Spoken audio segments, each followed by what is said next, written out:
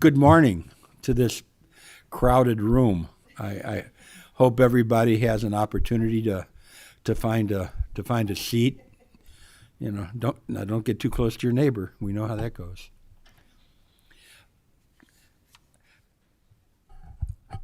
I'll channel my President Biden here. I've been instructed to say a few words. So, good morning. Welcome to the fourth meeting of the Budget Review Subcommittee on Economic Development, Tourism, and Environmental Protection.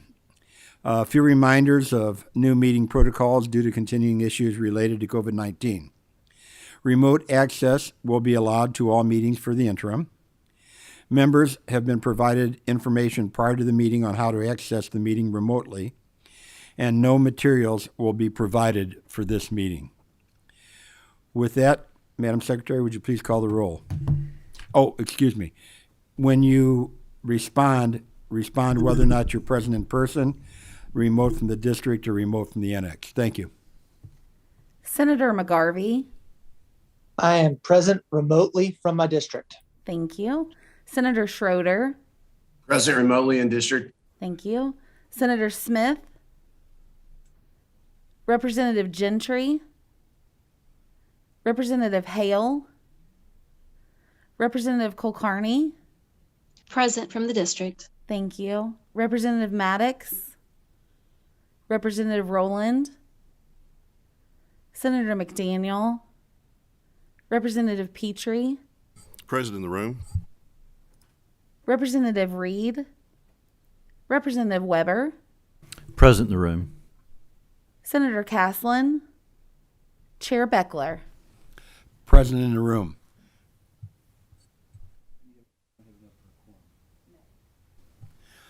We don't have enough for a quorum, so we will not be taking up approval of the minutes for our fourth meeting. Presentations today will be from the Kentucky Communications Network, the Open Fiber, and the Office of the Budget Director, and the Louisville Botanical Gardens. We'll get started with the Kentucky Communications Network Authority. And this morning we have several different presenters, so please keep in mind that we need to be somewhat brief here. First, we're going to hear from Executive Director Mike Hayden from KNCA/Kentucky Wired. To those who are presenting, please identify yourself for the record as you begin your testimony. And I'm asking members to please hold their questions until after the presentations. We will be swearing in our presenters, so let's get started. Mr. Hayden, are you on? Yes, sir, I am on. Thank you. Do you have other folks with you that will be presenting? I do. Let me introduce. With us today is Mitch Powers will be presenting the network update for KCNA, Kentucky Wired. We also have Doug Hendricks, our general counsel, online with us. Steve Murphy is our chief financial officer along with us. And we have some of our other staff that's participating to take notes and otherwise. Thank you. Mitch. I'm sorry, did I interrupt you? Go ahead. Key presenter is Mitch for this morning. Okay, thank you. To those folks who are presenting, would you please raise your right hand?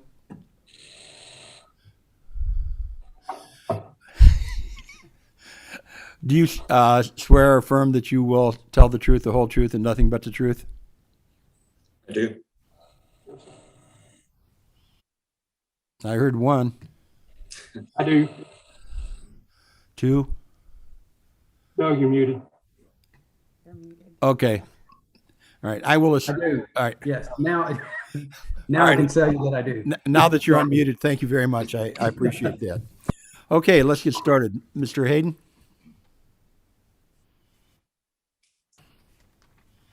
I'm sorry, Mitch Powers will provide our update. Okay. Mr. Powers?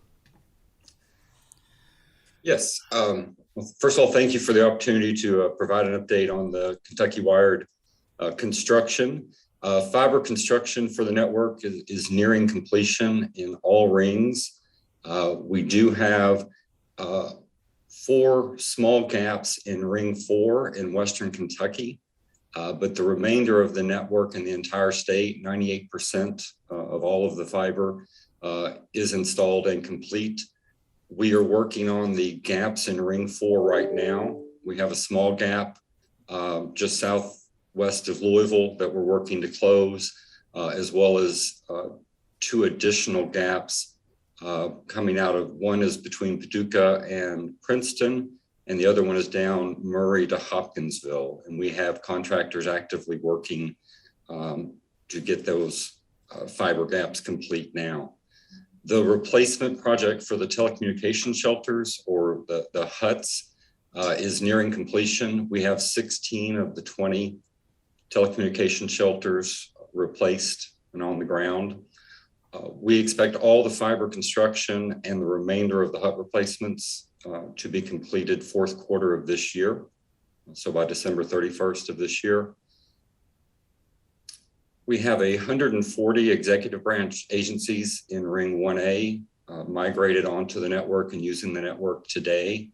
Migrations begin in Ring 5, which is the northern portion of Eastern Kentucky, on October 5th, the week after next. And then we will move into Rings 1B and 2, which those rings cover the remainder of Eastern Kentucky. From there, we'll move into Central Kentucky and then back over to Western Kentucky, obviously allowing time to complete those fiber construction gaps before we get there with migrations. Our current schedule has all 877 agencies scheduled to migrate, being migrated onto the network in Q1 of 2022. Any questions on the construction status for the network?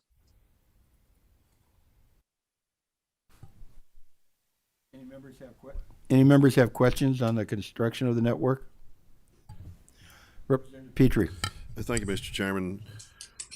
Just real quick, Ring 4 not completed. What's the particular reasons why it has not been completed yet?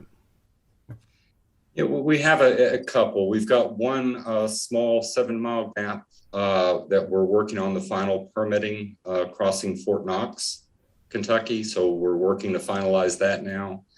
And then we originally had 4 gaps in the backbone construction in Ring 4.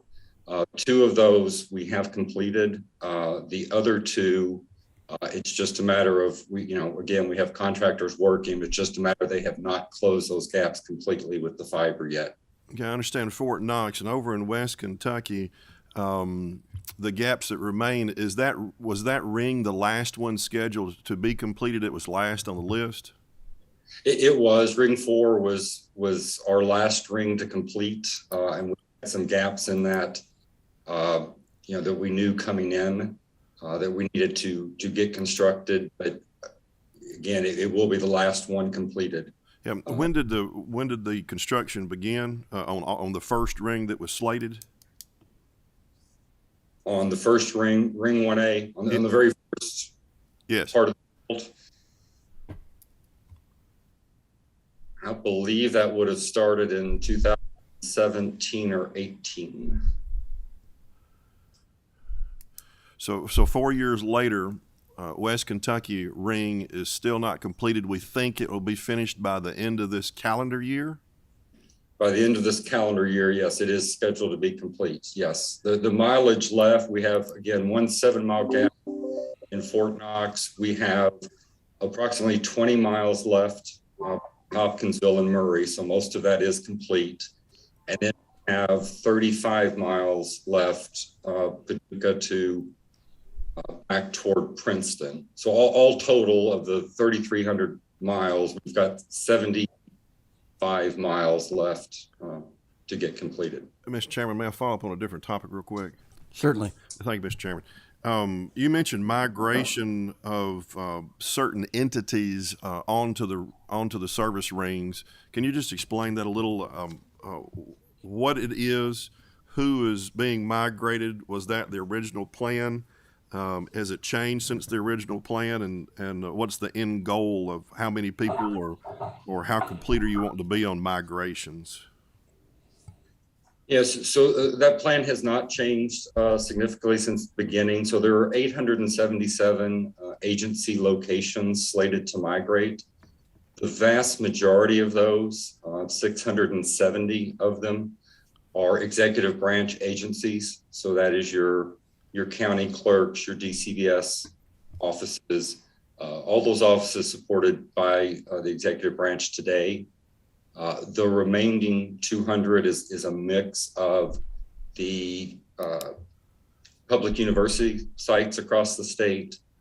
We have some educational television sites, and then we have the community colleges campuses across the state. And there's about, I believe, 70 community college campuses that are slated to migrate to the network. Thank you. From the original intended universe of migrating entities, you said there was no significant change from that. What changes were made?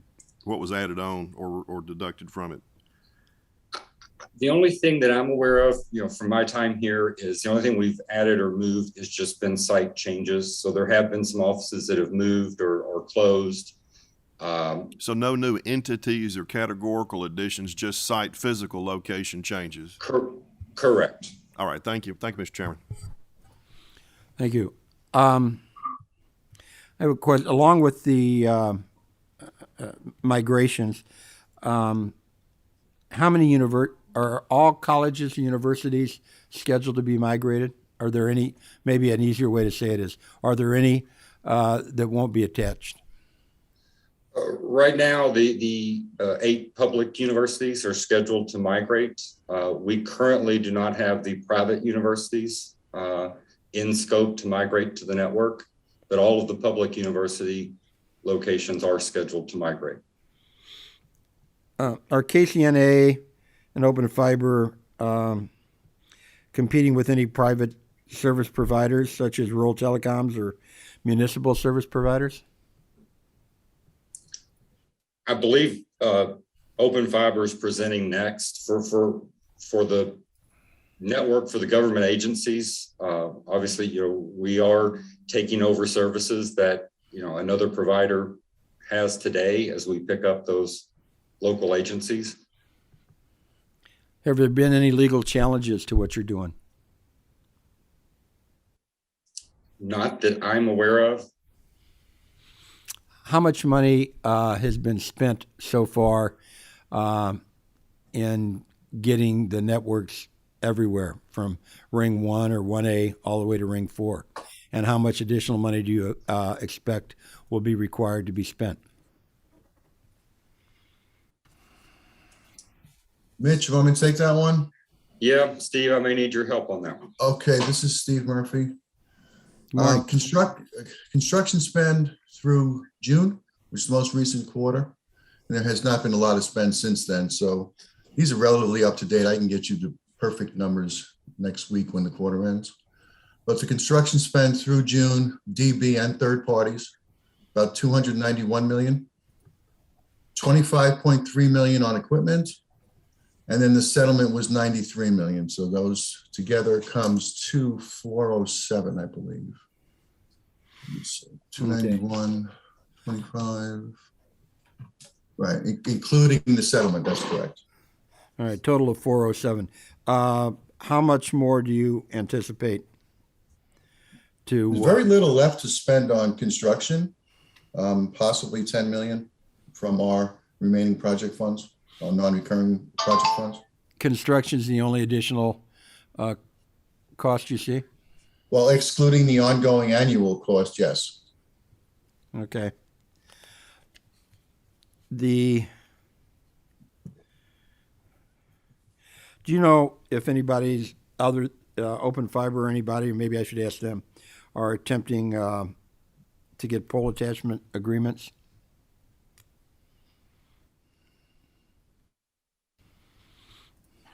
Mr. Chairman, that's a question for Open Fiber. KCNA acquired all its necessary pole attachment agreements in the 2016-2017 timeline, of which we attached to roughly 82,000 poles with 70 some odd utilities.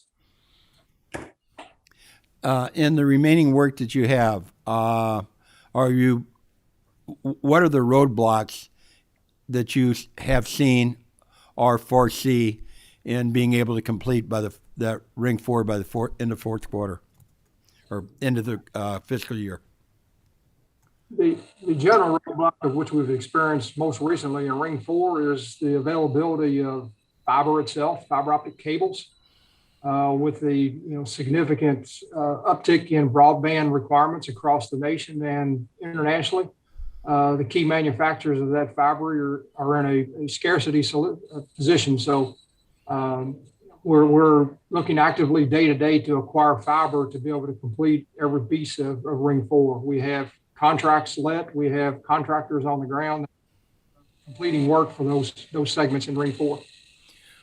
With the shortages to which you alluded, you don't foresee that they will last too long to be able to complete work by December 31st?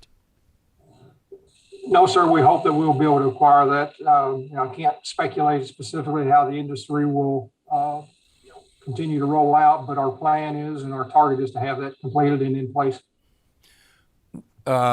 Orders have been placed. Go ahead. I don't interrupt you, but Ms. Powers, we have a parallel meeting that we already had previously scheduled, our Kentucky KCNA Advisory Group meeting, which is legislatively put in place. That meeting starts at 9. Mitch is going to lead that meeting, and the rest of us from KCNA will remain with this committee. Okay. In the meeting that you referenced, how many people are going to be there and from what organizations? It's a mix of state agency representatives from universities, from Kentucky community colleges, from industry. I believe Kentucky Municipal Association is attending. KTA is attending. So it's a wide range. With whom? I'm sorry, go ahead. I was going to ask Doug. I don't have a count in front of me, but 25 to 30 people. Yeah, if I can speak briefly to it. Please. It's set up by statute, and there are some members that requested to be added, and we can get you a complete list of who all's there and actually who attended this meeting.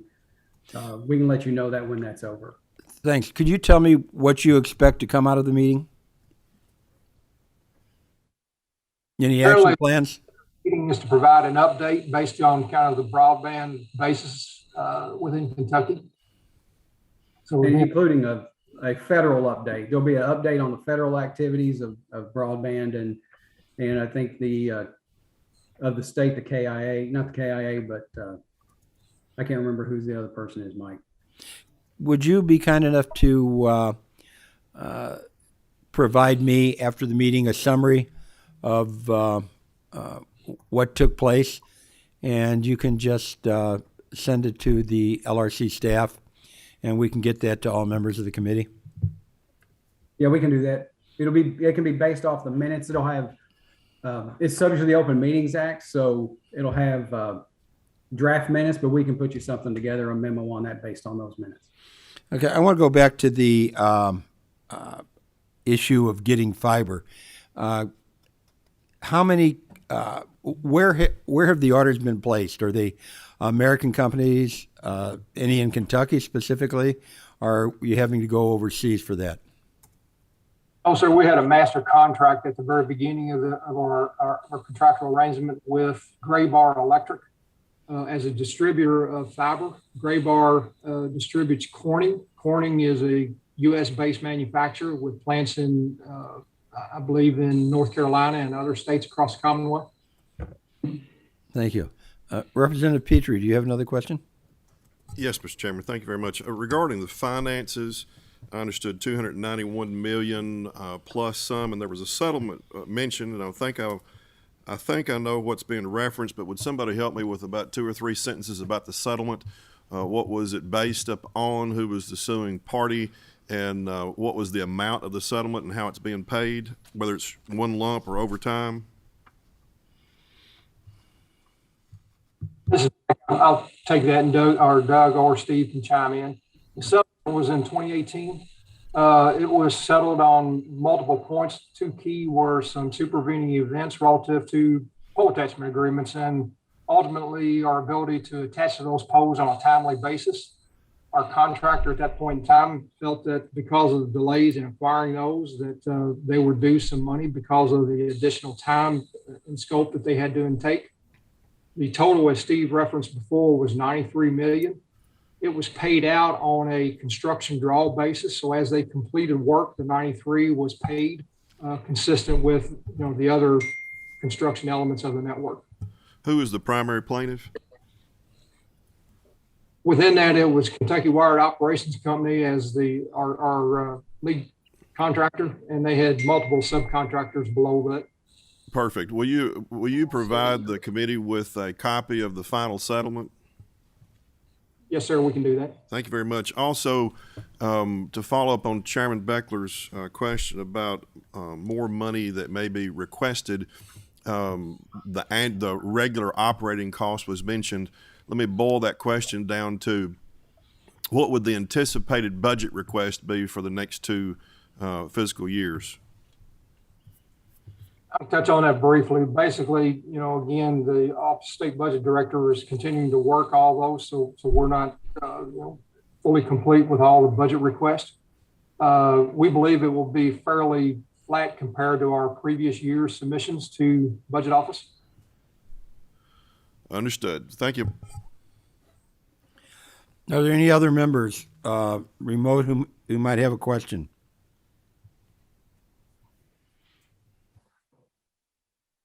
Silence is almost deafening. Okay, Mr. Hayden, Mr. Powers, etc. Thank you for your presentation. If you would, Mr. Hayden, as you indicated, stick around because we may come back to you. But right now, I'd like to go to Open Fiber Acceleron. Mr. Fleecis, and I probably messed up your name, and I apologize for that. If you correct me so that I don't do it again. I will. Thank you, Mr. Chairman. I'm Dave Flessis. Is it all right if I share my screen? I've got a few slides. It sure is. Do you have anybody with you who will be presenting? I do not. Okay, would you please raise your right hand?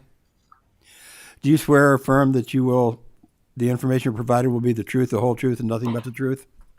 I do. Thank you. Please proceed. All right, let me see if I can successfully share my screen. Are you seeing that? We can. Thank you. Thank you, Mr. Chairman, members of the committee. I appreciate the opportunity to speak with you today, and hopefully I'll be able to provide some useful information. My name is Dave Flessis. I'm CEO of Open Fiber Kentucky. We're doing business as Excelicom. By way of background, I've got over 38 years, almost 40 years of experience in the telecom industry, but only very recent engagement with Open Fiber and the Kentucky Wired project. In my most recent previous roles, I ran network operations at both Sprint and Time Warner Cable, so I've been in the wireline and wireless and cable industries. I joined Excelicom just a year ago, so I apologize in advance if these comments sound like they're coming from a newcomer with an operations slant, but those are my influences. I'm also new to Kentucky in the last year and will report that I'm very much enjoying living and working in the Commonwealth, so thanks again for having me. In this presentation, I want to give you at least a high-level view of how we at Excelicom are approaching our responsibilities. In the last year, I think everyone has understood the importance of broadband availability. There's no argument that robust broadband is a key factor for economic development and job creation. There's lots of parallels that can be drawn between broadband and critical infrastructure as a critical infrastructure and history-changing critical infrastructure projects in the past. Rural electrification comes to mind. I like to use the interstate highway system. I'll come back to that as a good analogy along the way. We, I will say up front at Excelicom, are very proud to be part of the broadband superhighway that you all have built here in the Commonwealth. And I'm happy to report we have hired 30 employees in our Louisville office over the course of the past year. Hopefully they'll all be back in the office relatively soon.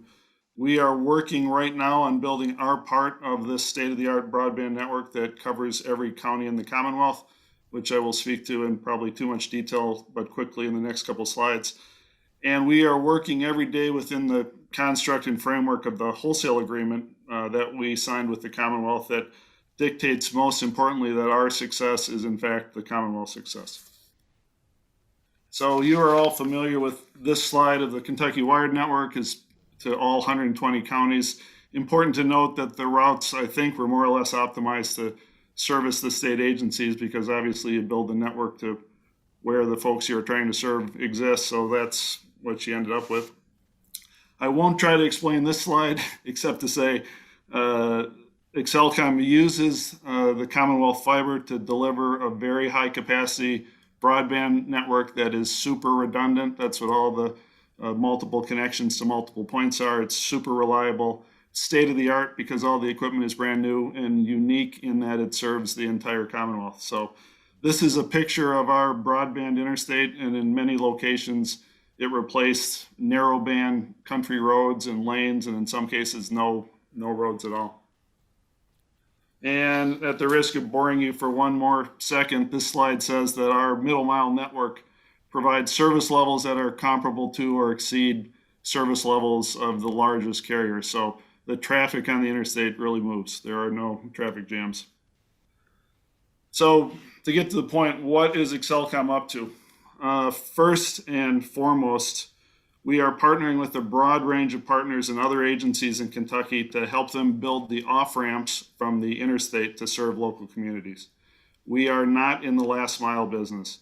We don't offer voice services or cable TV. We don't serve residential customers, and we're not targeting small or medium businesses. We do hope to be very successful in enabling others to provide last mile service.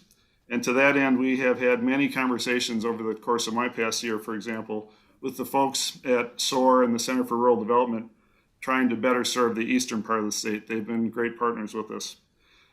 We have talked to all sorts of internet service providers, ISPs, as you know, and from everyone from the dominant national carriers to regional carriers to local mom and pop ISPs to newcomers who are looking to get in the business.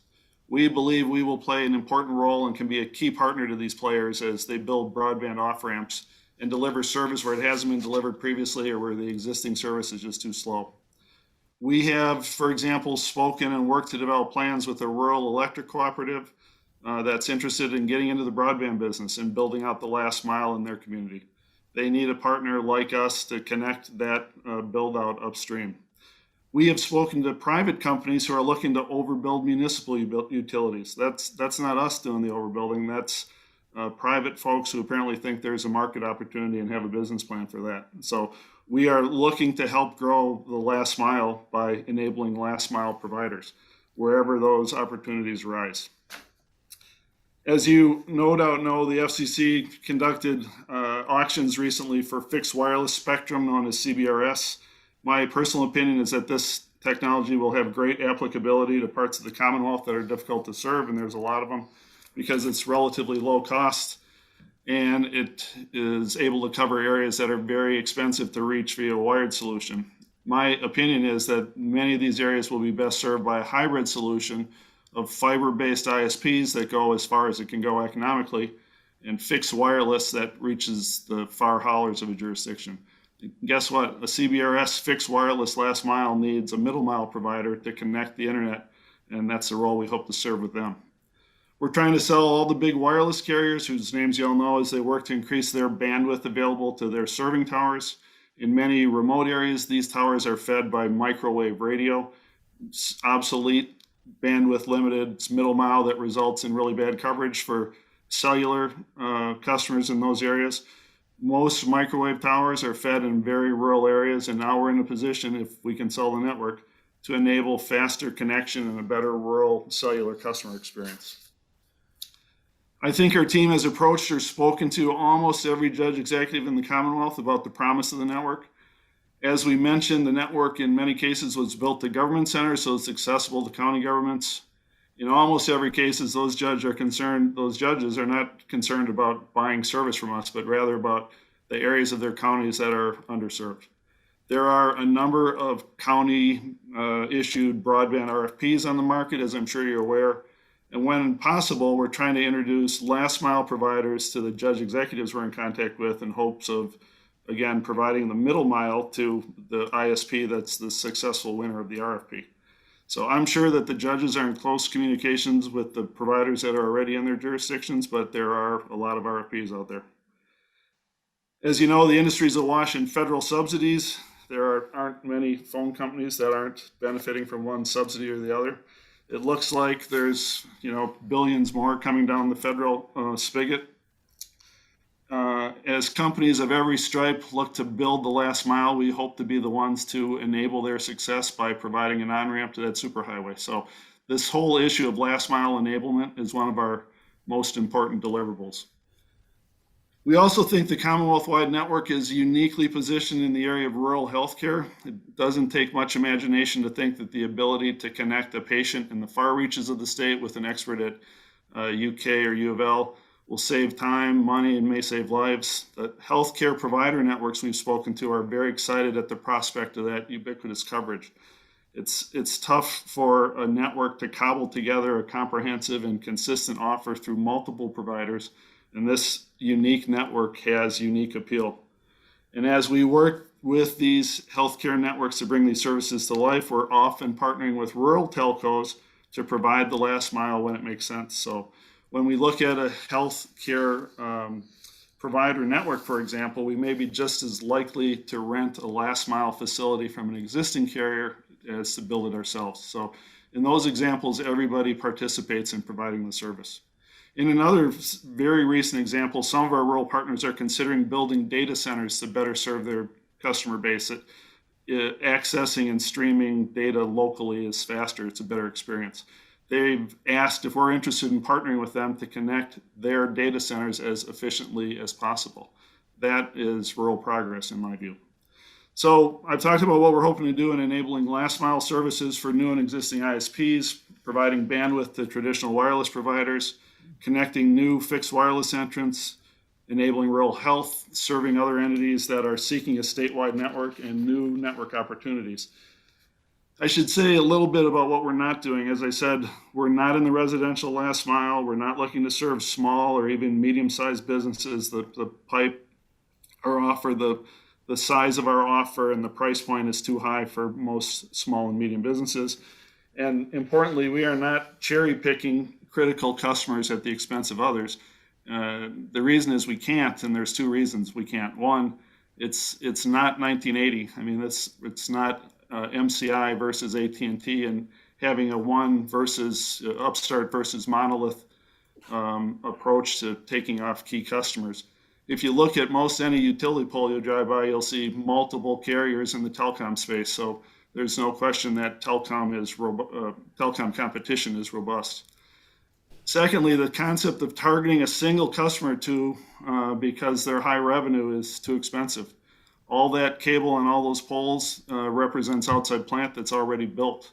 But as we find new customers, we have to build new facilities to every new customer unless we lease from others, as I mentioned. So it's an expensive proposition. High revenue doesn't make it if your costs are even higher. So I am 100% confident that we will not be successful with any customer who is well satisfied with their existing options. And we've seen that plenty as we call and get unreturned or disregarded phone calls and discarded emails. So that's despite the pitch that we're making that ultimately we will share most of our revenue with the Commonwealth. So let me summarize. First, you picked the analogy. I think Kentucky Wired and Excelcom as the interstate system works pretty well. It's Commonwealth-wide, that's very unique, and in our short existence, we're finding a number of situations and industries that will demand Commonwealth-wide solutions, and they'll get them either from us or somebody else. Healthcare is an obvious application to virtually deliver a specialist where they aren't today. I didn't speak to agriculture, I should have, but think about connecting the Ag Extension offices or the Farm Bureau Commonwealth-wide.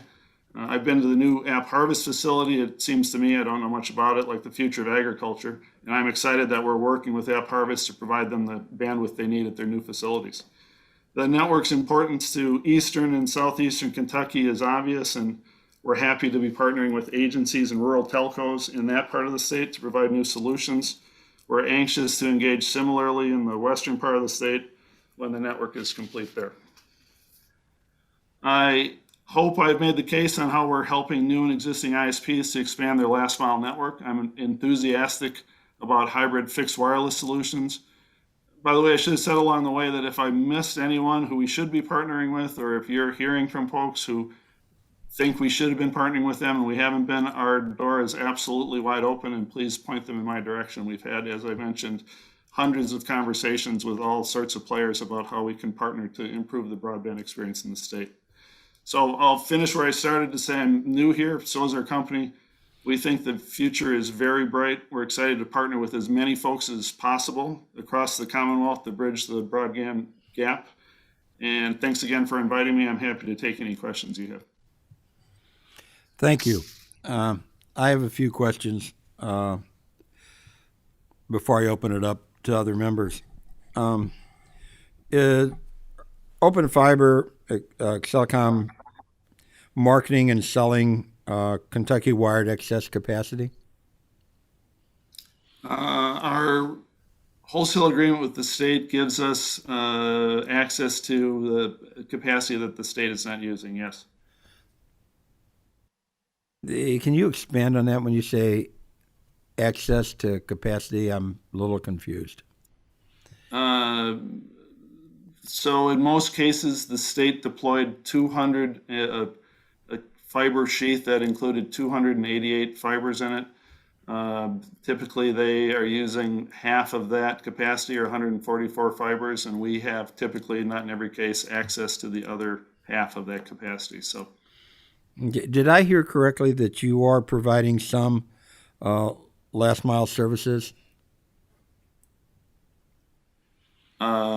We are enabling last mile service providers, and we're working, for large enterprises. We will certainly connect them if the situation is right. Can you give me an example or two about some of the work you're doing?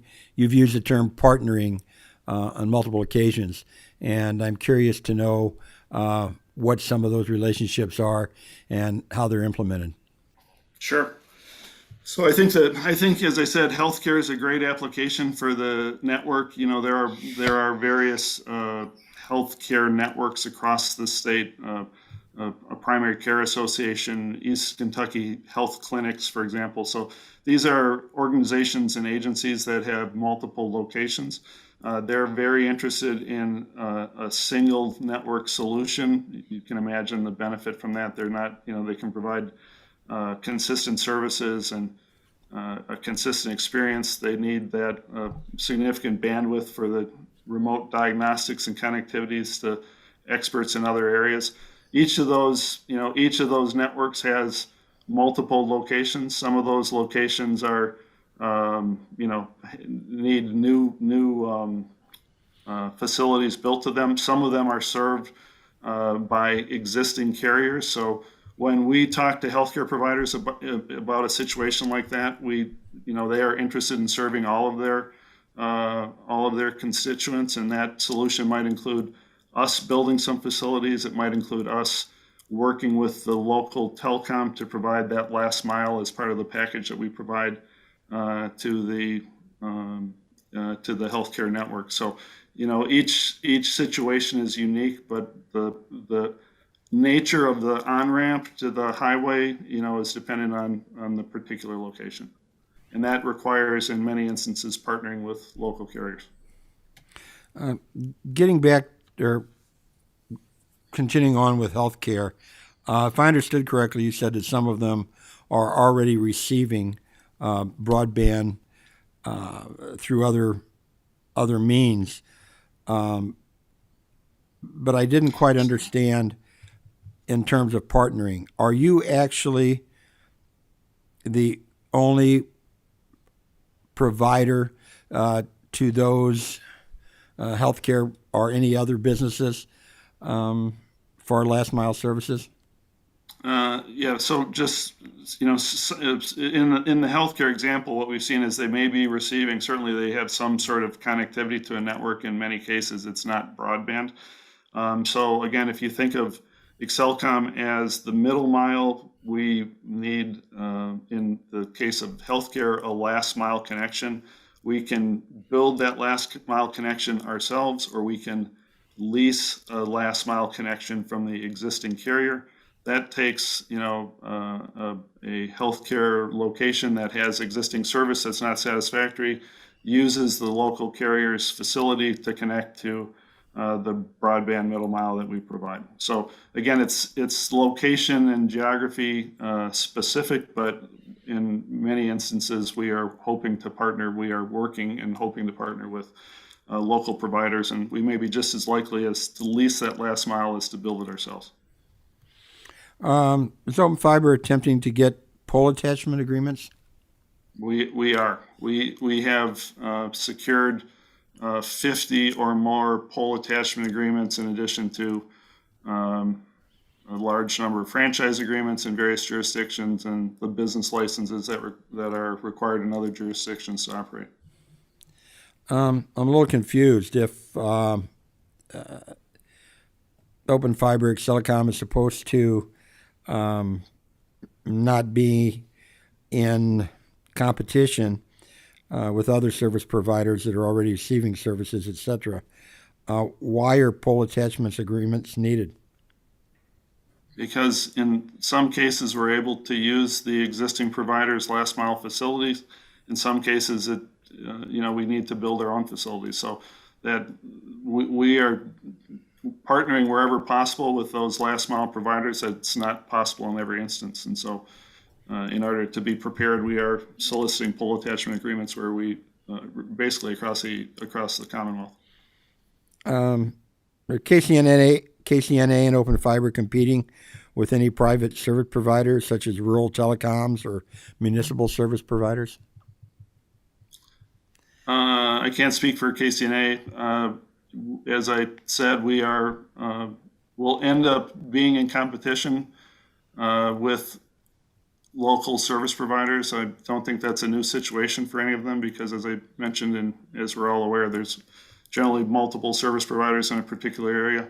We are very optimistic and looking forward to working with those providers. As I said, there's a lot more things that a lot more services that we're not well positioned to provide than we are. That includes local business, local voice, small and medium businesses, residences, et cetera. So for those service offerings, we won't be in competition. For large enterprises, particularly those large enterprises that have Commonwealth-wide geographies, we think that's the sweet spot for the network, and we hope to partner with those local carriers to provide that service. And we've got, as I said, a couple of instances in the eastern and the southern part of the state where we're in, weekly conversation to try to work out service provisioning scenarios using those local providers. Are there any questions, before I go on and continue to hog the mic here, are there any questions from any members? Representative Petrie? Thank you, Mr. Chairman. I'll try to do this as efficiently as I can. How Open Fiber Kentucky is the actual business entity, correct? Correct. And it is simply DBA Excelicom, is that correct? That's correct. Are there any other DBAs of Open Fiber? No, sir. Is there any other parent company, sibling company, or subsidiary company of Open Fiber Kentucky? We're owned by Macquarie Capital. We don't have any other subsidiaries or siblings. Owned by Macquarie. Open Fiber is the entity. DBA is the Excelicom. Is that correct? That's correct. Okay, for those two entities in the DBA, it's connected contractually to KCNA, Kentucky Wired? We have a wholesale agreement with KCNA. That's correct. Okay. Any other legal connection between KCNA, Kentucky Wired, and Macquarie Open Fiber aside from what you just mentioned? Not that I'm aware of, but I may not be the best person to ask for that. Okay, well, I need somebody to answer that. I think the answer is no. I'll get back to you with confirmation. Okay, Mr. Chairman, would you have the staff follow up and make sure we narrow that down? It's not Yes, because sir. I think anything's wrong. I'm just trying to narrow down the object of what we're talking about. I understand. I apologize for not having that history. I should, and I don't know it. I'll get it to you. Perfectly fine. Changing topic just a little bit, Mr. Chairman, if it's okay. you said you do not market currently to small or medium businesses, correct? We're not targeting small and medium businesses. We are actively spreading the word about the network. We have no doubt intersected with medium businesses along the way. We are not targeting medium businesses, as I said, because I don't think it's a particularly good fit for our offer. Understood. Can you define for me quickly what small and medium business is? Oh, it probably depends on their telecom spend, but our basically our minimum service offering is a gigabit service that it depends on their telecom spend, and that think about a spend in the high hundreds of dollars a month, or up to 1,000 or beyond. So that would eliminate most. If you think about it, most small and medium businesses are not spending that much on their connectivity. Okay, so make sure I understand. The definition from your perspective is based on what their service needs are. If they're below a gig, it's probably not in the markets you're looking at. Probably. Okay. Is there anything statutorily or regulatory or contractual that restricts you from offering services below a gig so that we can go to smaller services or even to residential? Not that I'm aware of. So nothing statutorily, it's easy enough. Regulatory, nothing you're aware of. And contractually, I've not been able to review anything contractually, so that's why I'm relying on you. There's nothing contractually that would prevent you from going on down to those businesses.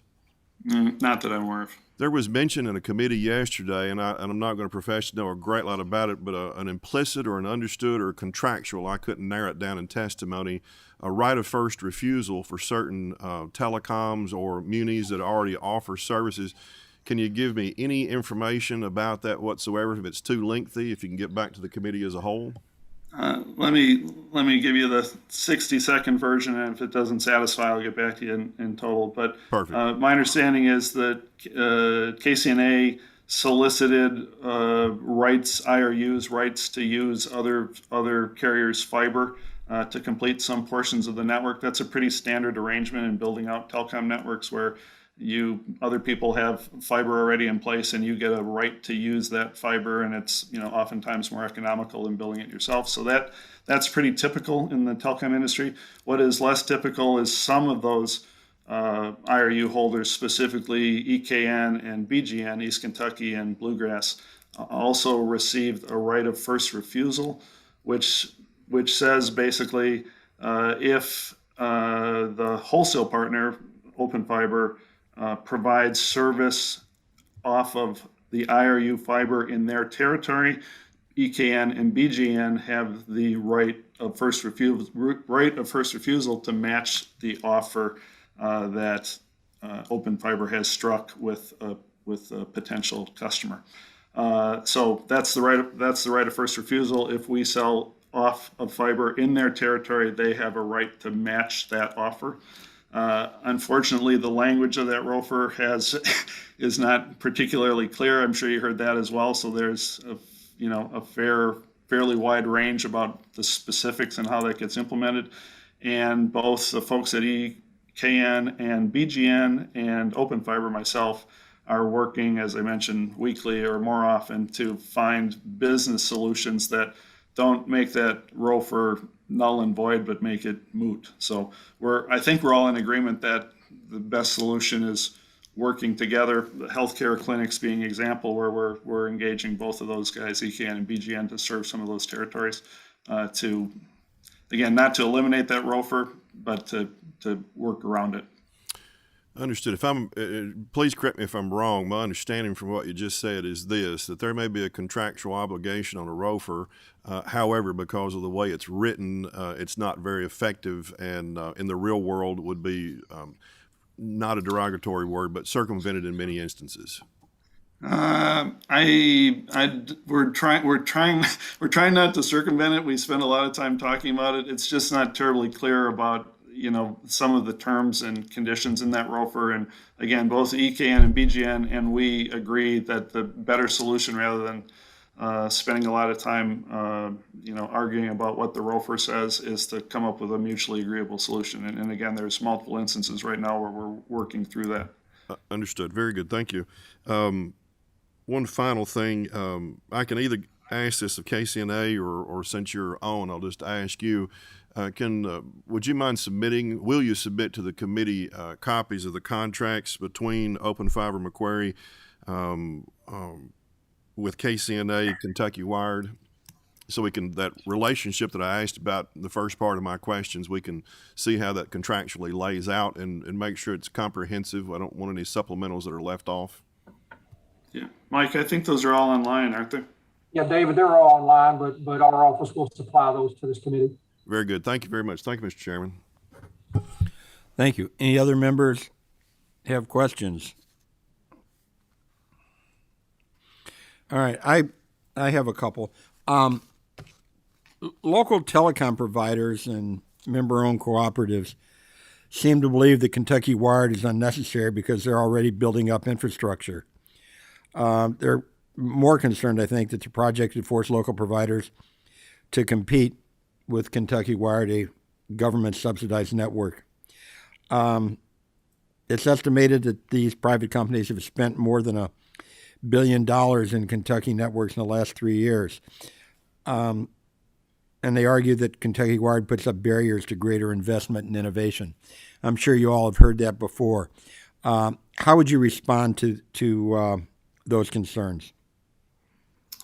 A couple of comments, Mr. Chairman. One would be that, as I said, there is a lot of competitors out there. It's the issue of having to be responsive and nimble and evolving your network and your offer to respond to changing market conditions. I think is not unique to Open Fiber Kentucky's entrance into the network. You see that when you hear people talk about what constitutes broadband. Not very long ago, 10 meg down, 1 meg up was broadband. Then recently 25 down, 3 up is broadband. And now the federal government's talking about 100 meg down, 100 meg up as a minimum threshold for broadband. So, the throughput requirements and the network requirements that are on all carriers, including municipals and rural telecoms and local cooperatives, are, the demand for services is fantastic, and it's going to be capital intensive. I think, as I tried to convey during the course of my comments, we are not looking to supplant municipal cooperatives. We don't, our network and their networks are much more complementary than they are competitive. And we welcome the opportunity. Hope we've talked to a lot of them. As I said, we're talking to rural electric cooperatives who want to get in the business, and we're trying to help with that. We're happy to talk to others to figure out how we can be a facilitator and an enabler rather than a competitor. That's really not our intent, and I don't think our target audiences overlap very much. All right, would you stay on the line in case there's some more questions that come up after the next presentation? I'm happy to. Thank you very much. Thanks for the time today. Next, we have State Budget Director John Hicks and Kentucky Infrastructure Authority Deputy Executive Director Sandy Williams. Hopefully, you two are on. I'm here, Mr. Chairman. Thank you. Good morning, Mr. Chairman. Hi, Sandy. How are you? Doing well, thank you. Good. Would you two both please raise your right hand? Do you swear or affirm that the testimony you're about to give will be the truth, the whole truth, and nothing but the truth? I do. I do. Thank you. Please proceed. Yeah, thank you, Mr. Chairman. Again, my name is John Hicks, the State Budget Director, and with me is Sandy Williams, Deputy Executive Director of the Kentucky Infrastructure Authority. Let's see, Sandy is going to share her screen. We have a few slides. Wanted to just provide some updates, very similar information to what we have shown the Appropriations and Revenue Committee 2 separate times, with some updates today. So thank you for having us here. Next slide, Sandy, is a reminder. In the 2021 session, $300 million was appropriated to the Broadband Deployment Fund from federal dollars out of the American Rescue Plan Act. $250 million was identified to be for unserved and underserved broadband areas. with 50 million of that, a limit of 50 million of that to be awarded before April 1 of 2022. There is also a $50 million portion that will be for securing economic development opportunities for commercial industrial customers. And I would add the $50 million limit of awards until April of next year is going to be targeted to unserved areas. And as your previous presenter had mentioned, that's identified as either no service at all or service at 10 meg download and 1 meg upload. Next slide, please. So back in the 2020 session, the General Assembly established the Broadband Deployment Fund within the Kentucky Infrastructure Authority, and it was the appropriations from the 2021 session that provided the first dollars available to implement the Broadband Deployment Fund. And in that statute, you all set some fundamental issues such as definitions of unserved and underserved, the definition of what broadband is, given the plethora of provision technologies, identified a capacity to transmit data at a minimum of 25 meg and three upstream. Set out a grant application process as required matching funds. And so that $50 million in terms of available to be awarded by April could generate at least $100 million in investment to provide unserved, last mile services. Also, one of the things you changed in the 21 session was you permitted other federal funds to be used as match for these appropriations, primarily because the cities and counties in Kentucky and across the country also received funds from this same source out of the American Rescue Plan Act. And one of the eligible utilizations of it is the broadband infrastructure. Next slide, please. So ultimately, federal guidance on the use of the funds for broadband projects came out in May. It was mostly consistent with the statutes that you'd previously put in place in the last two sessions. The federal guidance focuses on unserved and underserved areas, very similar definitions in terms of underserved and Kentucky's, and I mentioned earlier what Kentucky's unserved definition is, which is what we're using to identify eligible areas for this first $50 million in potential awards. The thing that came out new in the federal guidance was that the projects to be financed with these federal dollars requires a minimum download and upload speed requirement of 100 megabytes. That's symmetry, and that's different than a statutory definition, but one that we abide by because of the use of the federal dollars. They do allow some exceptions for that allowed due to geography, topography, or excessive costs. And but these exceptions still must meet the minimum of 100 meg downstream and 20 meg upstream, and it'd be scalable to 100 meg upstream. So that was the one major difference between the federal guidance and the statutes that we currently work under. So the process we had previously informed, we had a request for information. We asked all comers to give us any ideas, any issues, any wisdom as we were preparing the request for proposal or the applications.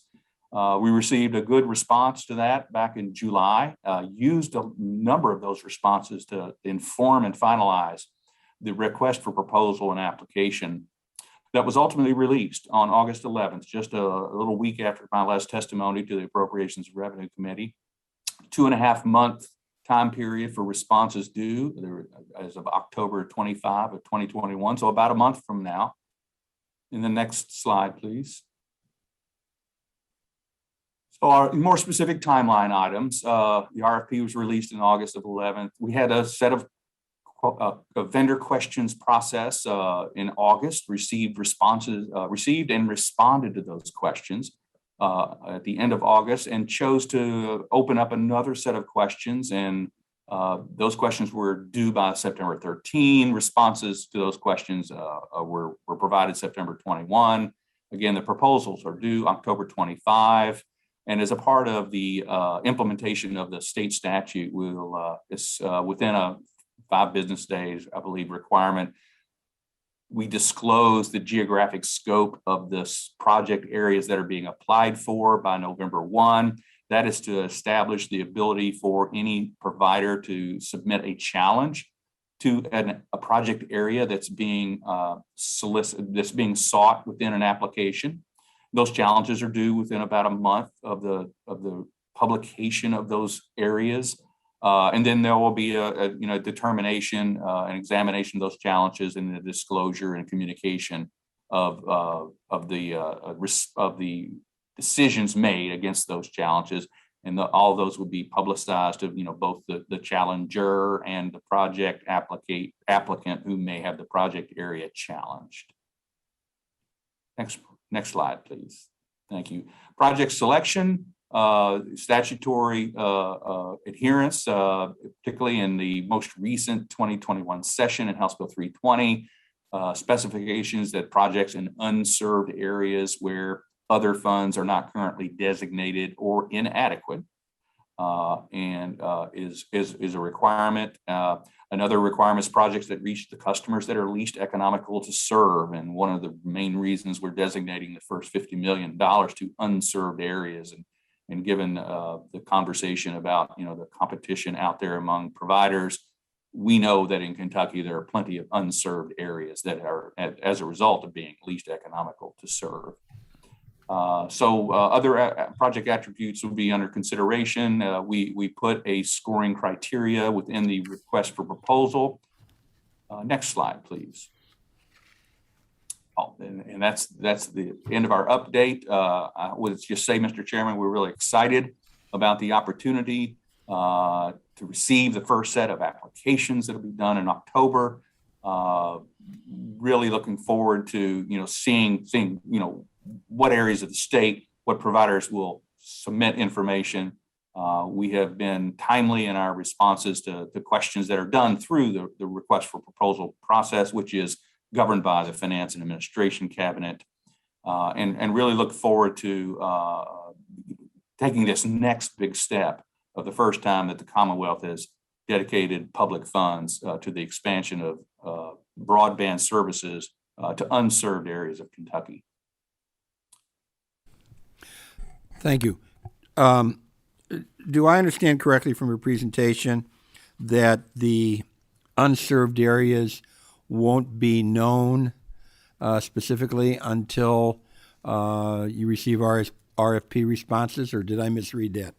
No, that's correct. That's correct. We one of the things that is lacking with great specificity is these perfect identification of areas that are unserved. The FCC data, which is the primary data source that are used to determine where service is, really has holes and gaps in it. The Commonwealth, had introduced a kind of a self-survey of internet speed tests to help add to that information, where individuals were providing information at their locations about the service or lack thereof. We use that information along with recent federal grant awards to develop a map that was indicative of that information.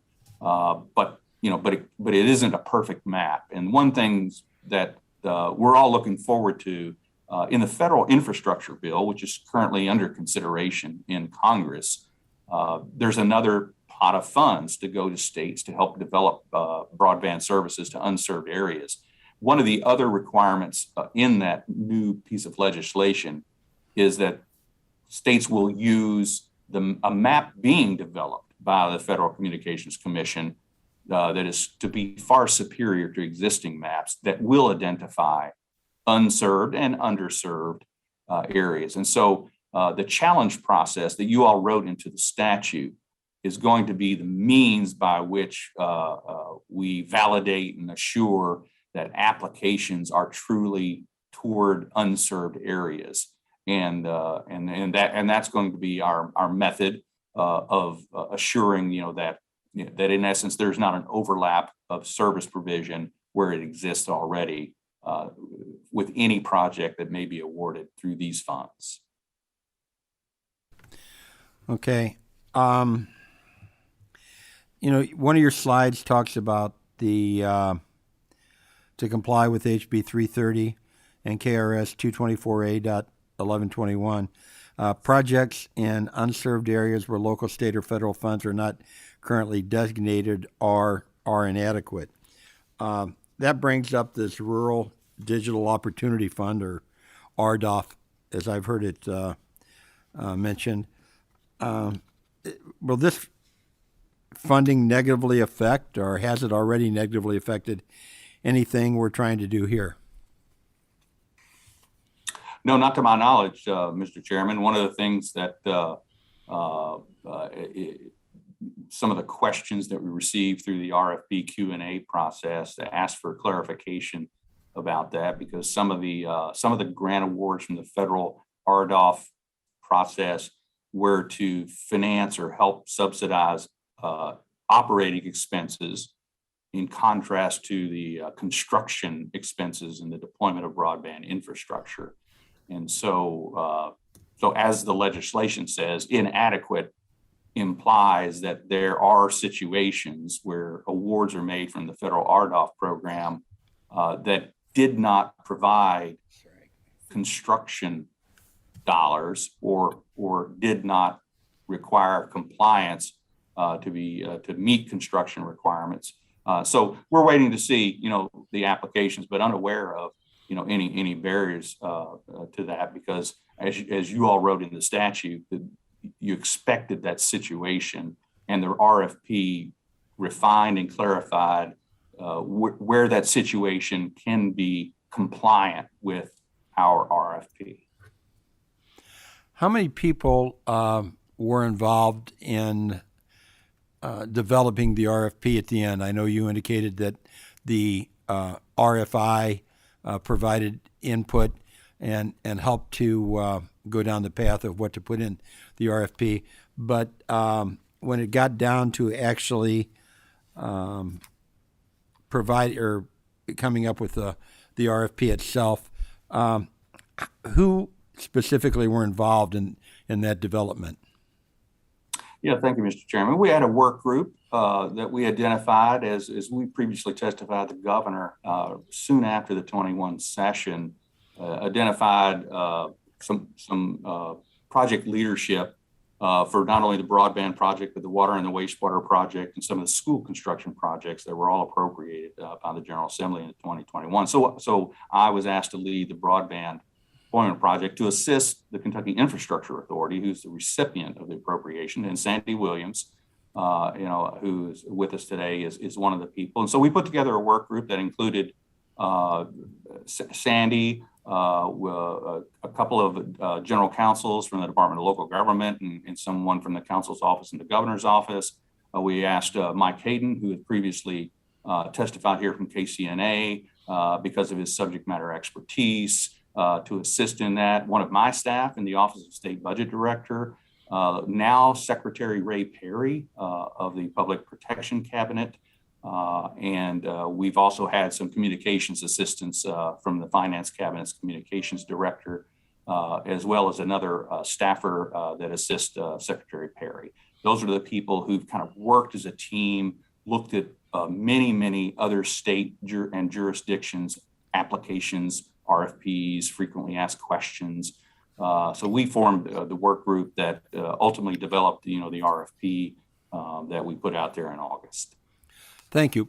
Because I write slowly, I was unable to take down all the names of the folks you provided. Would you be kind enough to send staff the names and organizations / positions that those folks are?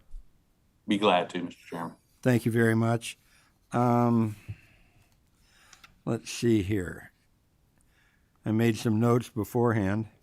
Are any members either here or remote have any questions? Representative Petrie. Thank you, Mr. Chairman. Good morning, Budget Director. How are you? Good morning. Doing well. Hope you're doing well. I am, and thank you. Thank you for continuing to put up with us. Y'all have been in front of A&R and BR subs multiple times. I hope you understand from that it's not because anything is wrong, but because we were very much interested in what's going on. And I know you've been under a tight timeline, and I appreciate your responsiveness and and working on something that is fundamentally plowing new ground in Kentucky, and that's not always easy. The $50 million designated toward economic development, is there any implementation plan or guidelines or targets that have been put in place for that? I know that the first $50 million is for unserved residential. I'm just asking if anything has been attempted to be developed on the economic development portion yet. No, and thank you for your comments, Representative Petrie, and we're glad to keep you updated on these because you're right, it is an exciting opportunity. Not as yet. We've been in touch and stay in touch with the Economic Development Cabinet, particularly, because the idea is, would there be a possibility, particularly of a location of a new or expanded, business here in Kentucky that may have a particular need. For which, those funds could be developed. So really what we have done is ask the Economic Development Cabinet kind of to be the signal setter for a prospective situation where those funds could be devoted. And that's kind of been the extent of our efforts so far. Very good. If you can and as available, I would like to be updated on what those targets, plans, and guidelines are. I understand what you've just related. But I'm interested in the $50 million. Are we talking about implementation of that through paying for lineage, for fiber, for installation, for equipment at one or the other end, where there's no other service being provided to a business, to a park? What is it that on the implementation side is envisioned for that $50 million? That's what I'm after, and I appreciate that. You mentioned the mapping, and you and I and others have discussed that since about February of this calendar year. And I understand it's not going to be a complete and comprehensive map. It will be as best we can at whatever time we look at it. What would you determine the status of that mapping to be now? 50% confidence, 70% confidence, 90% confidence? I understand your question. I think we're going to have a better measure of that when we see the applications, publish them, and go through the challenge process. I think that's going to be the best bellwether, for what do we think we know and what is truly on the ground. And so I would expect, as you well know, the census block information from the SEC just isn't specific enough. Our internet speed test, is, a self-survey, not validated, in an objective secondary way. And so we realize that there's some imperfections in that, but it was a good effort. And really, I think the map that we've shown from the internet speed test, kind of reveals, the one thing I haven't heard yet, is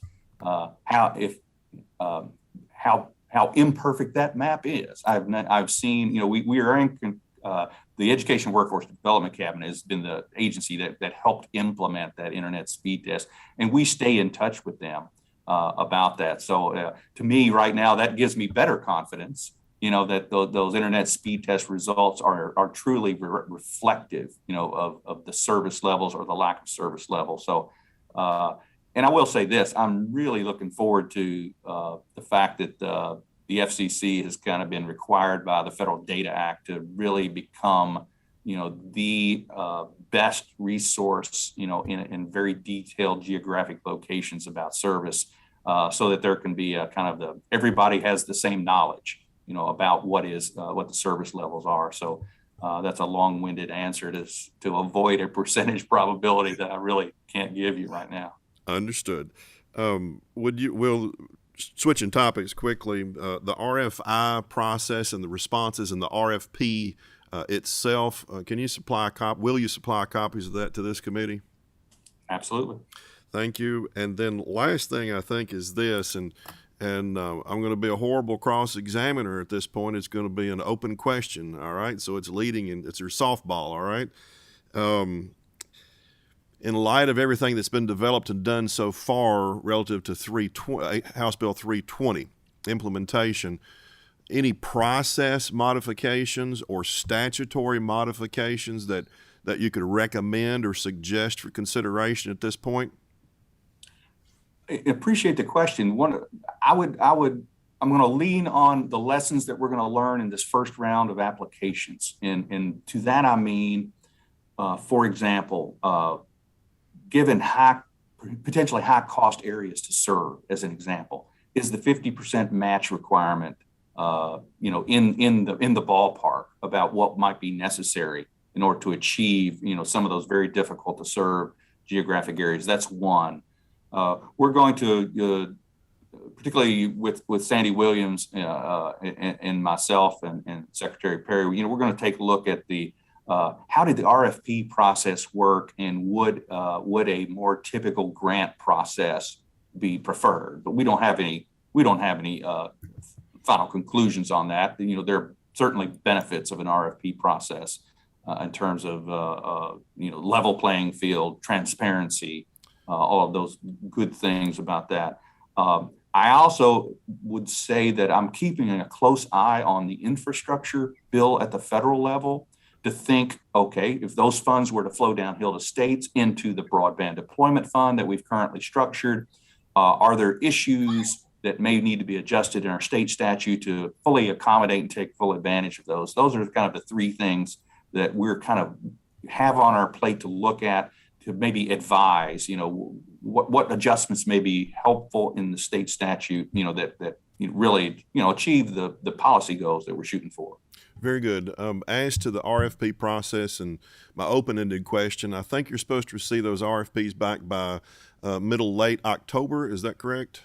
Yeah, October 25. Okay, so by the end of November, at least, could you get some suggestions back to this committee and to myself about statutory modifications or process modifications so we can start looking at those in depth very quickly? Will do. And then, as always, thank you very much, Director Hicks. Very helpful. Thank you. Thank you, Mr. Chairman. Thank you, Representative Petrie. Echoing what Representative Petrie said, I understand you and the entire team is probably tired of coming before us and answering questions. But having said that, I would suggest you prepare for more meetings, because this is a very important project, as you're well aware. I live in Western Kentucky and have been holding my tongue about the fact that we're always the last to get anything.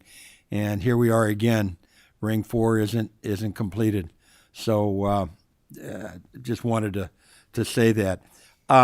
You mentioned, I believe, that the speed test results were acquired from end user surveys. Is that correct? Yes, that is. Is there any thought into having an independent third party maybe check on a couple of them to verify those speeds? Not at this time. I think one of the things we're going to do is, with the project applications from the RFP, we're certainly going to do those things, the verification, of where there is a dissonance between an applicant and another provider. So we'll have that opportunity. I think the greater detail information that the federal government, the FCC, is requiring of all providers is going to be a real benefit. Because they're asking providers to provide a greater level of detail at a greater frequency to do that. But we certainly, in the challenge process and in the application review process, we've got some requirements to assure, that the project applicant and its application for unserved areas is in fact addressing unserved areas. Do you have any feel for what the ask will be for our 2022 session? Are you going to need a lot more money? You're going to give some money back to us? Kind of where do you see us going on this? I think it would be fair to say that, we would like to see the extension of the $300 million appropriation to be retained for broadband deployment. The $50 million limitation by April, is at the same time after you have completed the next biennial budget. So I think you can expect the administration to seek the extension of that same appropriation from these source of funds for the broadband, given given the, the likelihood of a significant investment needed before we can, have universal coverage in Kentucky. When would you anticipate we'll have that universal coverage? I know where I live, I would be very happy to receive maybe a quarter of what the federal government is requesting. Heck, maybe even 50% of what our state statute says. Yeah, I have no conclusion for you on that one. That's a great question, and the lack of really great data is the barrier. But but there's a pathway to that answer soon. Pardon me for zeroing in on what does soon mean. I don't know. No one knows. Okay, that's a shame. Any other members have any questions for any of the presenters that have been on? They've been kind enough to stick with us, and I really appreciate that. Any other members have any questions? If not, I want to thank you all for presenting and being here.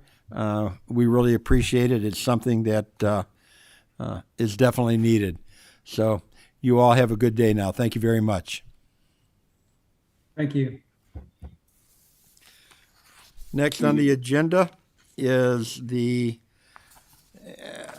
Louisville Botanical Gardens. Will those folks testifying come to the chairs, please? Or the desk, as the case may be.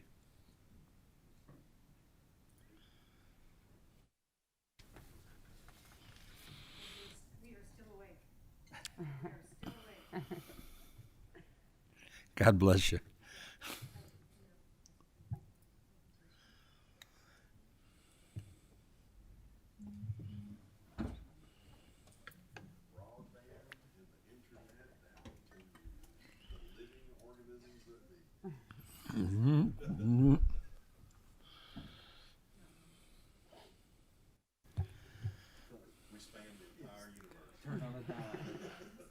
And the light will come on. Okay.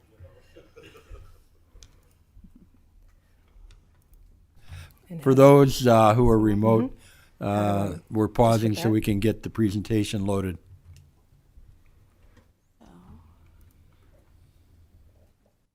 Start from beginning. Yeah. Just you can hit the. Okay. I think we're ready to go. Thank you very much. When you're done, hit the red stop share. Would you please identify yourself for the record? Yes, my name is Casey Mayer, President and CEO of Waterfront Botanical Gardens. And with me, I have Aaron Shepman, Development Manager for the Botanical Gardens. Thank you very much. Would you please raise your right hand? Do you swear or affirm that the testimony you're about to give will be the truth, the whole truth, and nothing but the truth? I do. Thank you very much. Thank you. Please proceed. All right. So thank you so much, Chairman Beckler, for allowing us some time today. And thank you to Representative Weber for coordinating this and making this happen. So we are with the Waterfront Botanical Gardens in Louisville. And I'm going to quickly go through a presentation, I think. I don't know what that is. Did I lose her? Let me try one more time. There we go. We're building a botanical garden on a 23-acre site in Louisville. Many of you know this. It was formerly a landfill. So, and before the landfill, it was a neighborhood called the Ohio Street neighborhood, sat along the river. There were 135 homes here. The markings are here. But then flooding caused this. This is the actual site that we're building on top of. This house is the High Gold House, was built there in the 1850s. And if you've been to Louisville, you can see what they saved. Mayor Farnsley at the time saved the facade of the house. But this is what happened on the neighborhood of the 135 homes.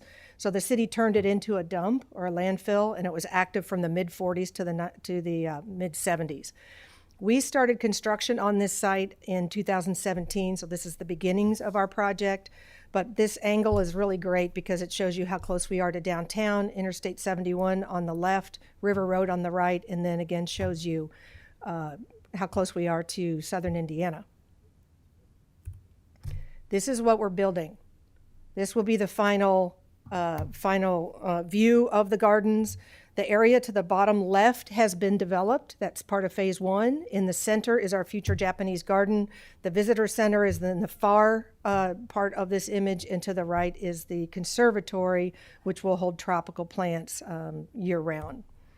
This is our master plan, which was designed in 2014, and this shows you the 3 phases. So we're in phase 1 right now. Phase 2 will be a visitor center in the children's garden, and phase 3, the conservatory, and I'm going to show you some renderings of this.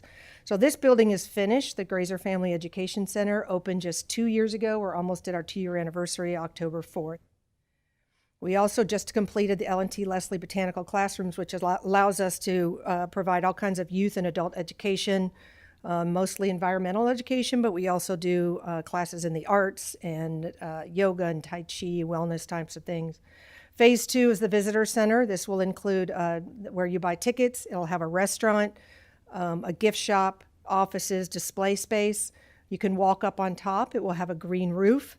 That's a water filtration garden that you're looking at right there to show people, teach people how plants clean the water, and then an event lawn. And next to it will be the children's garden.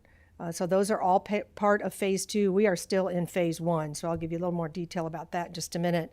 Phase 3 is then the conservatory, and again, showing people plants. I grew up in Louisville, Kentucky. There was no botanical gardens. I didn't even know what one was, and I'd never seen tropical plants until I was in college. So do a little bit better job of educating kids about plants.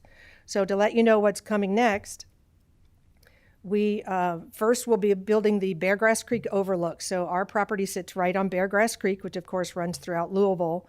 And then along with the overlook will be the tree allée. On the right, the building there is complete. On the left will be our future Japanese garden. So along with the building of the Japanese garden, we'll be building the tree allée and overlook. So the Japanese garden is this red circle. And this is the plan for that. It's being designed by Shiro Nakane of Kyoto, Japan. He's been to our site twice, has only been held up because of COVID, and is hoping to be back in November. And actually pretty exciting news, in November, the Japanese ambassador is coming to Kentucky and will be coming to the Waterfront Botanical Gardens to see the future site of this Japanese garden. And so in the Japanese garden, you've got a tea house, summer house, waterfall, a pond with koi.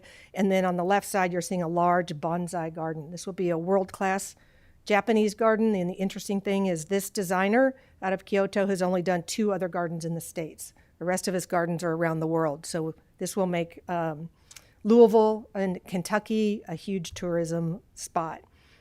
Here's a rendering of what that will look like with the tea house on the right and then the future conservatory in the distance there. Obviously a very meditative and calming place. These are just a couple of the renderings done by the Nakane team out of Japan. So they look a little bit different than our renderings. So I thought it's fun to show those to people and start to get them excited about this future cultural asset for Kentucky. So we will be launching a capital campaign early next year. We've actually already raised $2.7 million toward this project. So just so you know, to date, we've had about 20,000 visitors. And as you might imagine, last year's shutdown affected that a lot. But once the 23 acres is developed, we expect about 400,000 visitors a year. And that's based on other cultural assets in our region as well as other botanical gardens. When we did research several years ago, one of the things we learned was that if there is a botanical gardens in a city or in a state and people come to visit for another reason, a convention or whatever, they stay a day and a half longer. So if you think about that day and a half, the restaurants that are involved, the hotel fees, that kind of thing. So in our new Leslie Botanical Classrooms, here's just a few images of the interior. The classroom holds 40 people.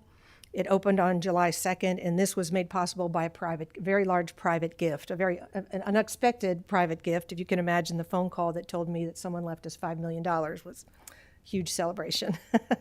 But as a result of that private gift, we now have a beautiful classroom. Our adult education, so far, so the building's only been open 3 months or almost 3 months. We've had 150 students on the adult side so far, so all kinds of adult programming, as you can see. And then on the youth side, we do summer camps, we do youth education programs, we do family programs, scouts programs, all kinds of things. We've had about 120 students through the classroom already in the first 3 months. And so again, what you're seeing up there are a variety of different kinds of programming. And we have a lot of partnerships with foundations that sponsor youth programming and youth camps, which allow us to expand that. In addition, we do a lot of events and programs at the garden. So a lot of cultural, we bring in a lot of music. What you're seeing at the top there is our Regeneration Fair. It's a free environmental fair for the kids every year. We just had it on September 11th. We get about 1,000 people coming through for that, but it exposes them to the gardens and all kinds of activities. So there are about 75 of those kinds of programs in a year, so you can see we're pretty prolific with our programming. So the point I want to make today is this is a great private-public partnership. The private support is fully engaged. We've raised about $19 million. The majority of that is private, individuals who understand the importance of this, educational component, cultural component. We're still dealing with infrastructure issues. So I know I spoke quickly, but you might remember at the beginning I said we're sitting on a landfill. The landfill is about 30 to 40 feet tall. In addition, that landfill sits in the Ohio River floodplain. Okay, so our issues are things like stability of buildings, drainage issues into the floodplain, access roads, utilities. These have to be solved before we can move the project forward. So we're working with the Senate. Working with the Senate and the House, we're looking forward to growing the relationship so that we can continue to build this cultural asset for Kentucky. The benefit to the community is clearly shown. So the pictures I just showed you are not clip art. They're not from the internet. Those are our pictures. So you can see that lots and lots of people are coming up to visit the gardens, but also for programming and environmental education, cultural activities, and then tourism. We know that we're going to bring people to Kentucky with the full build out, but just in the short run, the Japanese garden. We're hoping to be able to open the Japanese garden in 2 years. We are working with the Japan American Society of Kentucky very closely. Last night, we entertained 50 people with the the Japan American Society on a bonsai reception. And so just our partnerships are really important in helping moving this forward. So we're regreening one of our own landfills and making it beautiful. We are an example, though, for other states on how to do this. When you talk about how to handle drainage in a landfill, and I know that gets beyond what most people are interested in, so they're not very sexy parts of the project, but drainage can't go down into the landfill because it affects the integrity of that landfill. So how we handle drainage into the floodplain that surrounds us, how to stabilize buildings on a 30-foot landfill. We can be the example for other gardens and projects in the U.S. Or beyond on rebuilding on a landfill. Our request for you is funding for infrastructure, roads, runoff, utilities, foundations. So once again, I do want to mention that we're bringing the Japanese ambassador here. I know that's a very specific niche part of our gardens, the Japanese garden, but it helps the impact on the tourism, the awareness, and being able to move forward with creating this 23-acre botanical garden for Kentucky. So I'm happy to take any questions because I know I went through that very quickly. Thank you. I appreciate it. To let you know that committee meetings are not just seen and listened to by the committee members themselves. I have proof here. I have a text from a General Assembly member who's not on the committee asking me to ask you. Okay. Will there be any Kentucky-centric aspects in the botanical garden, like some unique Kentucky plants, etc.? So yes, and we've talked a lot and actually partnered with the Kentucky Department of Agriculture in these conversations. So we do feature native plants so that people understand the plants of Kentucky. So on our signage, I usually ask the groups I present to, do you all know what the state tree is of Kentucky? Anybody? I know, but I'm not telling. So most people, do you think it's the Kentucky coffee tree? Just go ahead. Nope. It's a tulip poplar. So if you go through the gardens, there's signage. If it has a tulip poplar leaf on it, it means it's a native plant. I actually have one of those Okay. in the yard. Yeah, great. Great. And they're early bloomers, which is nice in the spring. But yes, educating people about the plants of Kentucky is the main feature there. It's horticulture education, it's botany education. And just to mention, we have 6 or 8 horticulture interns a year, and partnering with the universities and the University of Kentucky to bring those interns in so that we're teaching more students, not just about agriculture, but also botany and horticulture. I don't know if that was specific enough answer to that direct question. Oh, I'm sure I'll be told if it wasn't. Okay, great. I do have a couple questions. Sure. What is the cost of admission? Right now, admission is free. From a business model, you might question, whoa, you're raising money. Why is it free? Well, my own experience, I grew up in Kentucky. My parents didn't travel. I'd never seen a tropical plant, true story. Never seen a palm tree until I went to Florida with a friend in college, and I thought it was fake because they look so different from anything I'd ever seen. So I didn't have exposure to this kind of education. If I'd known I could have majored in horticulture or botany, I probably would have done that. And I'm sorry, I just forgot your question because I rambled on. That's okay. I asked about the cost of admission. Oh, cost of admission, right. So so it's free. And the reason is I want people to get used to coming to the gardens and know what it is. Because we didn't have a botanical garden, no one understood really what it was. If we put in an admission price today of $3 or $5, we would cut our visitorship in half, I have no doubt. So we're holding on, and it'll be free for the next couple of years, probably install a ticket price when we open the Japanese garden. So in the future, there will be a ticket price unless we are funded by the city or some big endowment, but otherwise there will be a ticket price. We try to keep it as low as we can once we do. I appreciate that. Yeah. When there finally is a cost, any thought on giving Kentucky residents a discount? Sure. I think that's a great idea. Lots of ways to do a discount, member discount, resident of Kentucky discount. Also, there are relationships with other botanical gardens. So if someone's visiting and they belong to the Missouri Botanical Garden, they can come to ours for free, and vice versa. You're a member, you can go to the Missouri Botanical Garden for free. I'm big on discounts. Yeah, the discounts, and also funding for school groups and school families, right? So getting all the people in the state that could come. So maybe free Sundays, free Saturday mornings, or early that kind of thing. Because we want people to come through, period. We want people to come and understand the plants of Kentucky and what they can mean, whether it's food or whether it's your tulip poplar in your own yard, learning how to do that at the garden. So we'll do everything we can to make that. Are you working with schools to encourage field trips? We are. We've just started that because our education building, our classroom building just opened. So we're working very closely with JCPS. In fact, Marty Polio was out the other day. We're working on actually brainstorming on a huge collaboration, which is a future thing. Yes, the private schools in Southern Indiana and throughout the state. So the field trip information just hit our website this week. So it's there. Good. I would appreciate if you kind of push that information out to the rural areas. Of course, yes. What makes a Japanese garden unique? Why a Japanese garden and not a Russian garden?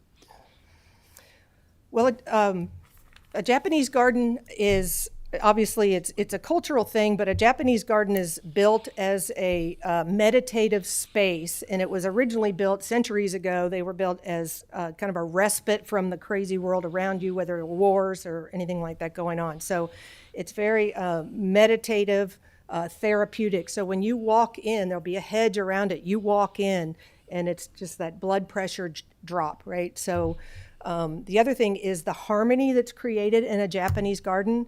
If you visit a Japanese garden and overall, you'll see that the total number types of plants might only be 6, 8, or 10.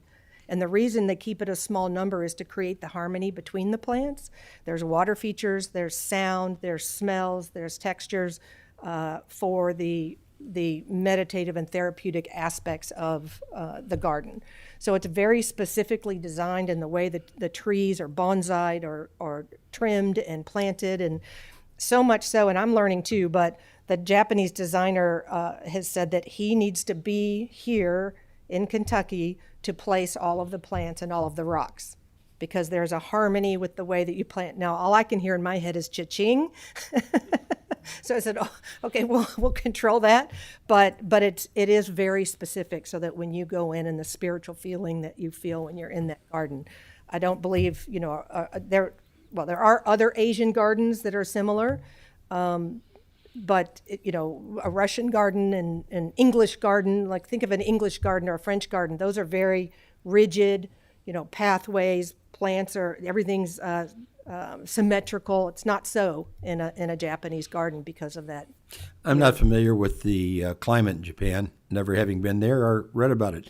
So my question is climate differences between Kentucky and Japan an issue? No, similar. Okay. Right, depending on which part of Japan, right? Same with the states, north, south, but similar.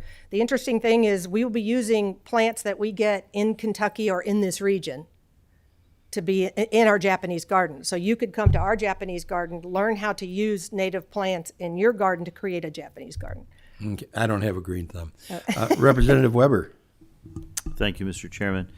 Thank you all for being here today and giving this presentation. As always, fascinating to hear what you're doing. I've got a couple of questions and then a comment. I'll start with the comment first. I think it's exciting that you're going to expect about 400,000 folks over the course of a year to come. I think given all that has happened in the Louisville Metro area over the last year and a half, being able to develop downtown Louisville and attract people there, I think is going to be part of rehabilitating that image. And so I think that's important. With 400,000 people come the task and of logistically parking for them. Mm-hmm. So I don't know if we've talked about this in the past. If we have, I don't recall the discussion. But how about parking? Yeah. Kind of fill me in on parking for that. As someone who is frequently in downtown, I know that can be an issue. So if you can just kind of fill us in a little bit on the parking aspect of the Botanical Gardens. So thank you for that. You think like I do, because I hear that number, I think, oh my gosh, how do we get them through tickets and everything? So as a matter of fact, we just closed on 4.6 acre site right across the street from the gardens that we purchased from Waterfront Development Corporation. Okay. It's actually been a deal in the works for many years. It just takes that long. Part of the reason is everything that we're sitting on and everything that parking lot is sitting on was private property and neighborhoods, so we had to close all those deeds and make sure everything was clear. But that is our future parking lot. It will need to be built with phase 2. Right now, we do have a large parking area on the site right in the middle of the gardens, but that will go away. Those will be gardens in the future, and parking will be right across the street when you just come up into the entrance and get your ticket, drop-off area, that kind of thing. Right now, the plan is that lot would hold about 300 cars, but there is discussion about do we make it multi-level so that we can hold more cars. So I worry about those things too. So we're constantly thinking down the road, what are we going to need 5 years from now? Okay. All right. Thank you. My second question is, and it's the one that's very important, and I think we need to get some sort of answer today to have a better understanding, especially as we have the budget chair sitting beside me.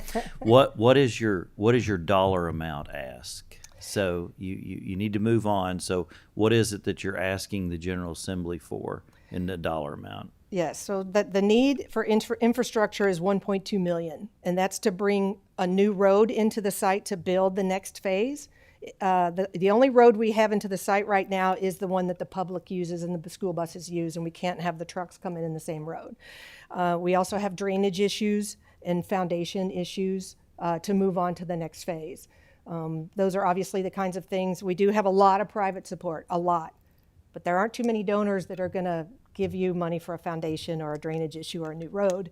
And then bringing the utilities in is very expensive also. Again, landfill, no utilities, we have to bring it all in. So that's the ask. Is that 1.2 million a one-time request, or will it be a reoccurring? No, it's a one-time request to get what we need to move on to phase 2 so that we can, encourage donors and show donors to support the pretty part of it. And what about Louisville Metro? I'm sorry, Mr. Chairman. What about Louisville Metro? What's their engagement in the process? So I'll ask you, what about Louisville Metro? No, I'm just kidding. I have a lot of things I could say about Louisville. Right. So I will say the financial support has not been there, but we collaborate with them on a lot of things. And again, looking to collaborate with Metro and JCPS on a future adjacent project. So Bill Hollander, we're in Bill Hollander's district. He's very supportive, at least verbally. Obviously, Louisville's excited for this because it's a tourism draw, an economic development draw, and a great new environmental education asset for the students in the area. I don't expect a financial commitment from Metro Louisville. Thank you. Again, thank you all for being here, and I appreciate the thank you for presentation. making it happen. Thank you. Do any remote members have a question? You all have been very quiet all day today.